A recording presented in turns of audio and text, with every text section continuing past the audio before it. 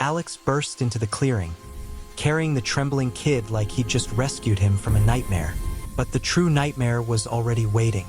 The Huntress stepped out of the shadows, slammed an arrow to his throat, and ripped the child from his arms with inhuman speed. She sniffed the air, eyes turning wild. "Your sense on him," she hissed. "Idiot." And that's when Alex realized he hadn't saved the kid. He had walked straight into a war he didn't understand. Alex didn't know which was scarier, the Huntress's arrow still lingering near his throat, or the way the forest around them responded to her anger. The trees leaned in as if listening, the wind pressing down like a warning hand across his shoulders. Emberfall Woods had always felt alive to him, but today it felt judgmental, like it was deciding which of them deserved to survive the next few minutes. He raised his hands slowly. "Listen, I'm just trying to help." "Help?" the Huntress snapped, pulling the trembling child behind her. "You walked into my territory carrying a marked kid. Do you have any idea what that means?" Alex swallowed. "No, but I'm guessing it's not something they cover in emergency parenting manuals." She didn't even blink at the joke. Humor clearly wasn't her coping mechanism.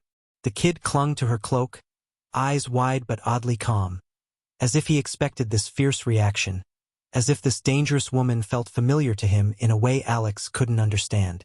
The Huntress brushed dirt from the child's cheek, movements sharp yet undeniably gentle. It was clear she knew him, cared for him, feared for him. That thought twisted Alex's stomach. If she was scared, he definitely should be. He took a careful step forward. "I found him alone, hiding under a fallen log. He wasn't talking. He was freezing. I couldn't just leave him there."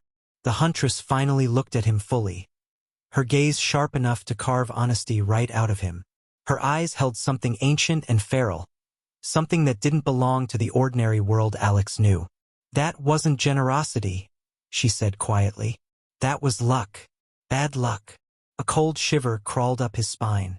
The forest around them creaked, branches shuddering like something heavy moved through them, unseen but close. The Huntress stiffened, placing a protective arm around the child. Alex forced a breath. "Okay, fine. Just tell me what's going on." She hesitated for the first time, her jaw tightening as if weighing whether he deserved the truth. "You touched him," she said. "Held him, carried him. That means—" She exhaled sharply.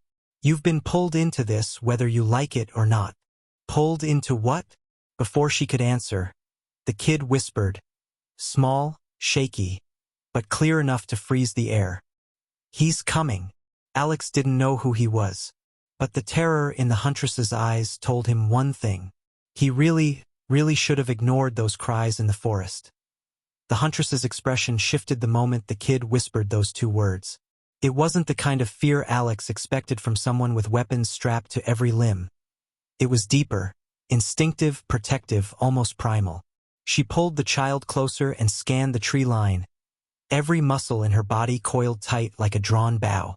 Alex stepped back, palms raised. "Hold on. Who exactly is he? And why does it sound like we should be running?" Her answer was clipped, nearly a growl. "Because we should." She tugged the kid behind her and started moving through the clearing with deliberate speed. Alex hurried after them, trying to keep a safe distance while not being left behind entirely, which was tricky, considering he didn't know what was hunting them or how fast it moved. "Look," he said, breath uneven. "I'm not trying to make trouble. I heard a child crying and did the decent thing. You're acting like I handed you a bomb." She shot him a look over her shoulder. "Not a bomb. Something worse." "Oh, fantastic," Alex muttered. "Great to know I'm out here babysitting a mystery hazard." The Huntress paused so suddenly he nearly ran into her. She crouched beside the boy and lifted his chin gently, examining the faint symbol on his neck, an almost glowing imprint Alex hadn't noticed before. Her face hardened, but her voice softened for the kid. "Did he touch you?" she asked quietly. The child hesitated, then nodded. Alex frowned. "Who touched him? What is that mark?" The Huntress straightened and faced Alex fully now, as if deciding he deserved at least part of the truth. "It's a claim mark." "That clears up nothing," Alex said. Explain it like I'm well me. Her jaw clenched. A creature, a stalker, left that on him. And stalkers don't mark things they plan to forget. Alex blinked. Stalker? As in creepy guy hiding in bushes? Or stalker as in something with claws and dietary preferences that include humans? Take a guess, she snapped. He swallowed. Right? Claws. The air around them dropped several degrees. A cold that seemed to seep through bone rather than skin. Leaves rustled unnaturally. In a rhythm that felt intentional, measured footsteps, circling, closing in. The kid pressed himself against the Huntress's side. She kept one hand on him, the other gripping her bow so tightly her knuckles whitened. Alex whispered, "So, does this stalker want the kid back?" The Huntress didn't look at him. Yes. Her voice was barely audible. And it never leaves without what it came for. The forest didn't wait for explanations. It shifted again, this time with purpose. The wind pulled back like somebody inhaling sharply, leaves trembling in every direction except the one place Alex hoped they would. Away. The Huntress pushed the child behind her, her voice dropping to a warning whisper. Stay low. Don't speak unless I tell you. Alex didn't argue. He crouched awkwardly beside a mossy stump, trying not to look like someone whose entire survival strategy involved hiding and regretting his life choices. A sound drifted through the trees, soft at first, almost curious. Then it grew, stretching into a chattering click, like bones knocking together. Alex felt his stomach twist. Please tell me that was just a bird coughing. The Huntress drew her bow so fast he barely saw the motion. Birds don't cough. The clicking grew louder, circling them. Not rushing, stalking. Testing their reactions. Alex risked a glance through the branches. Nothing visible. Nothing distinguishable. Just distorted movement, like the forest itself was folding around a shape it didn't want Alex to see. The Huntress whispered, "It's hiding its form. They do that when they're confident." "Confidence is overrated," Alex whispered back. "Especially when it wants to eat us." Before she could scold him, the creature stepped into sight. Not fully, just enough to make Alex wish it hadn't. A tall silhouette flickered in and out of view, edges rippling like heat above fire. Its eyes, if they were eyes, shimmered faintly, locking onto the child with unnerving focus. The Huntress steadied her aim, voice low but trembling with something Alex rarely heard from her. Dread. It shouldn't be this close. Not this soon. The kid clutched her arm. It found me again. Alex's throat tightened. This child wasn't scared the way normal kids were. This was recognition, resignation, like he knew this confrontation was inevitable. The creature took a slow step forward, lifting one elongated limb. A long, thin mark on the boy's neck glowed faintly in response. Alex whispered, "He's reacting to it." The Huntress nodded, never taking her eyes off the creature. That mark binds them. It follows him through forests, rivers, even storms. Once claimed, a child is never truly lost. Alex stared at the boy, this quiet, fragile kid he'd carried through the woods. A kid who wasn't just lost, but hunted. The creature took another step, its outline sharpening. And then, for the first time, it spoke. Voice scraping through the air like broken metal. "Mine!" The Huntress fired. The arrow streaked through the air and buried itself in the creature's shifting torso. Instead of falling, the stalker recoiled with an unearthly shudder, its form rippling like torn fabric trying to sew itself back together. The hit didn't kill it, just irritated it. Alex swallowed hard. So, that didn't work. The Huntress didn't answer. She knocked a second arrow, her jaw tight with determination. "It bought us 3 seconds. Don't waste them." The kid tugged her sleeve urgently. His eyes shimmered, not with fear, but with something older, something that didn't belong in a child's gaze. "He won't stop. Not until he takes me back." Alex's breath caught. "Back? Back where?" The boy hesitated, shoulders trembling. "To the place he made me." The Huntress froze for the briefest moment, enough for Alex to see a crack in her otherwise unshakable resolve. "You remember that?"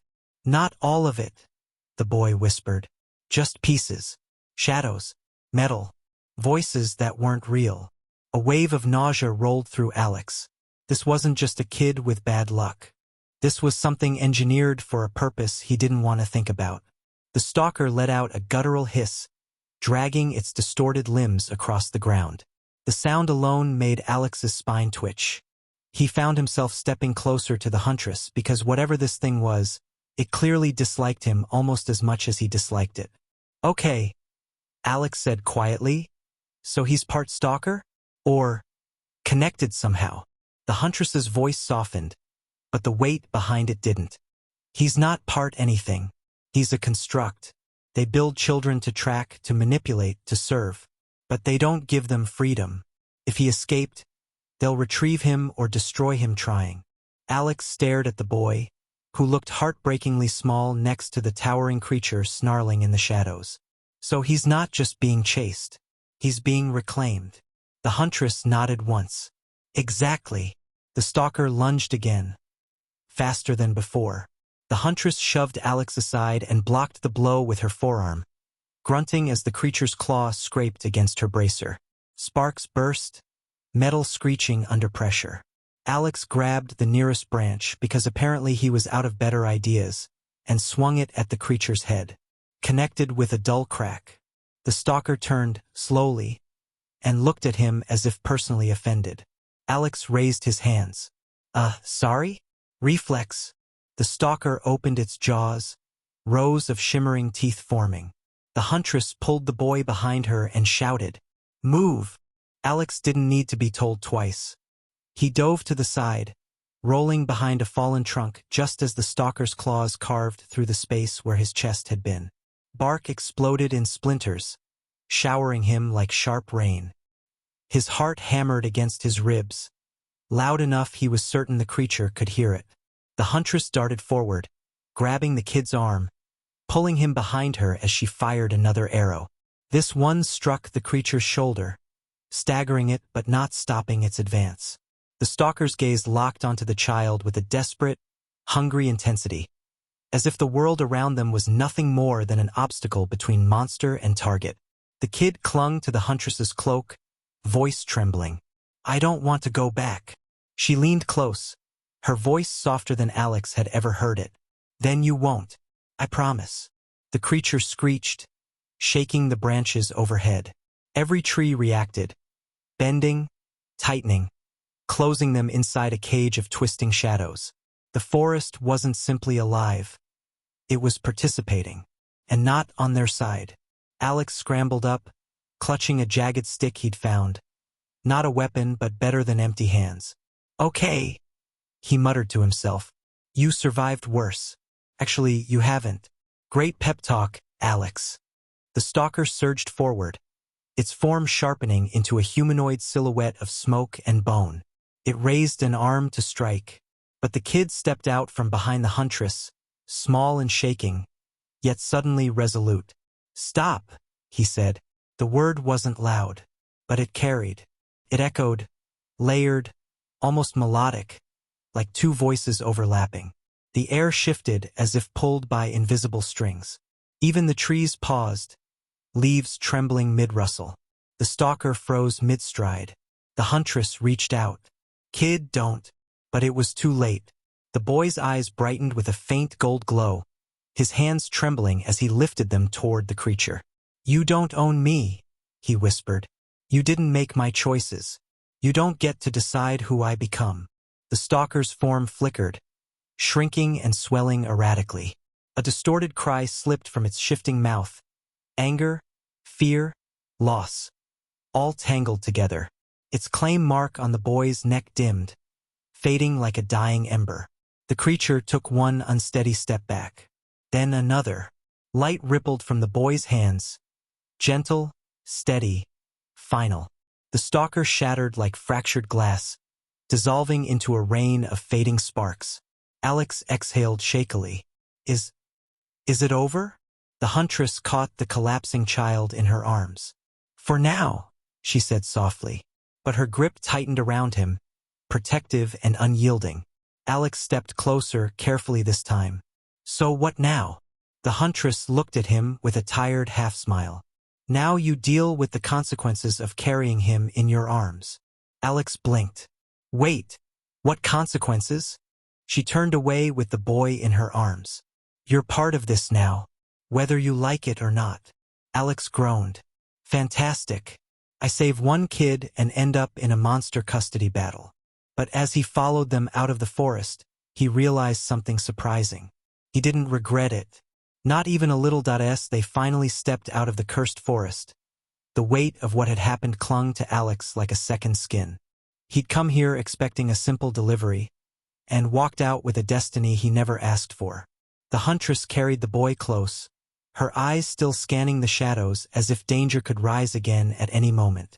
Alex followed, tired, confused, and strangely determined. He didn't understand the forest. He didn't understand the stalker. He barely understood the kid. But one thing was crystal clear. Their lives were now tangled together, and whatever waited next, he wouldn't be running from it. Not anymore.